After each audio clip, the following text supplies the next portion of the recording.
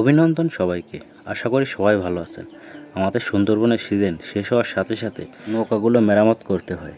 পচা কাঠগুলো খুলে আবার নতুন কাঠ লাগাতে হয়। এটা একটা শিল্প কাজ। এই কাজগুলো করতে অনেক ধৈর্য এবং অনেক পরিশ্রমের প্রয়োজন হয়। তাহলে জল উঠবে না। রং না করলে তো জল উঠবে, আর রংটা না করলে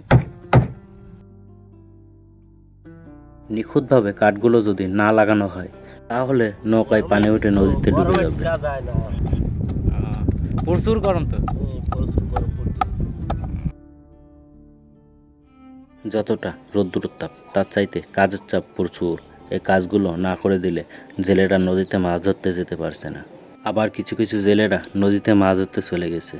আর এই নৌকাগুলো মেরামত করা হয়ে গেলে জেলে ভাইগুলো নৌকা নিয়ে কি সমুদ্রে মাছ ধরতে যায়? এইসব আপনি যে নৌকাগুলো করতেছেন এইগুলো ছোট তো এতে যায় না, তো এইগুলো যায় না। এই বড়গুলো ওই বড় নৌকা ভবিষ্যতে করার চিন্তা ভাবনা আছে? বাকি আল্লাহর ইচ্ছা, যে কদিন বেশি থাকবে কদিন তো থাকবে। তো সবসময় এই কাজ করবেন তাই? শরীর যত সুস্থ থাকলে হ্যাঁ, আল্লাহর রহমতে যে কদিন থাকবে এই কাজগুলো করা তো অনেক পরিশ্রমের কাজ। হ্যাঁ, তা তো অবশ্যই। জামাই মাছ পেয়ে যাও, জামাই মাছ পেয়ে যাও।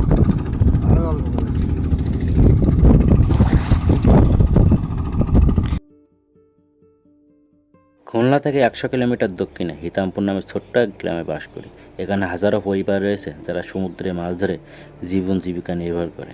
আমিও একজন জেলে। আমাদের সুন্দরবনের সিজন শেষ হয়ে গেছে, আবার অন্য জায়গার সিজন শুরু হয়ে গেছে। আমরা এখন পদ্মা, মেঘনা, যমুনা বিভিন্ন স্থানে চলে যাব মাছ ধরতে। 365 দিনে হয় 1 বছর। আমরা 365 দিনই মাছ ধরি।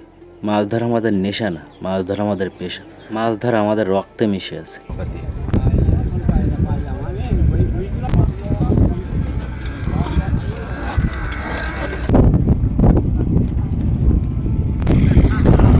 আমাদের সুন্দরবন অঞ্চলের যেসব নদীর সাইডে যেসব ঘেরগুলো আছে মাছের চাষ করা হয়, সেই সব থেকে প্রচুর মাছ ওঠে।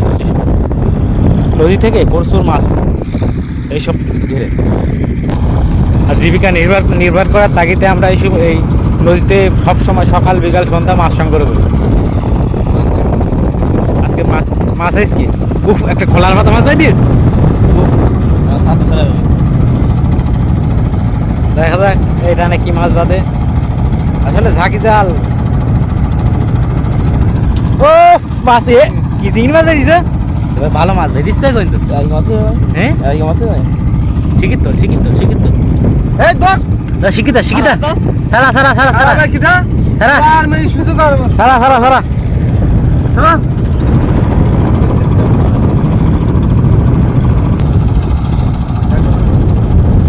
কিরাম চিংড়ি দেয় দেখা হাতে দেখা লাভ যাচ্ছে।